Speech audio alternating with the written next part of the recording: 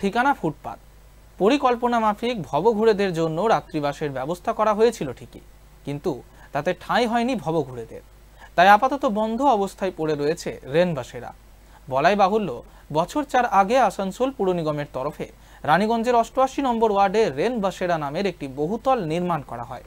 প্রায় কোটি টাকা খরচ করে নির্মিত এই বহুতল আবাসনটি ভবঘুরেদের রাত্রিবাসের জন্য ব্যবহার করা হবে বলে ঘোষণা হয়, কিন্তু বাস্তবে তা কার্যকর হয়নি। এখনো শীত, গ্রীষ্ম, বর্ষায় রাতে কখনো বাস স্ট্যান্ড, কখনো ফুটপাতে পড়ে থাকতে দেখা যায় অসহায় ভবঘুরেদের। ওই বহুতল আবাসনটি কোনো কাজে আসেনি তাদের বলে অভিযোগ।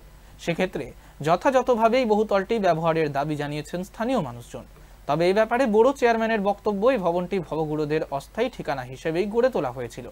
সেক্ষেত্রে স্বেচ্ছাসেবী সংস্থা তা পরিচালনার ভার দেওয়া হয়, কিন্তু আশ্রয়ের নাম করে বহু গরিব মানুষদের কাছে টাকা আদায় শুরু হয়ে যায়, যেসব নিয়ে মামলাও চলছে।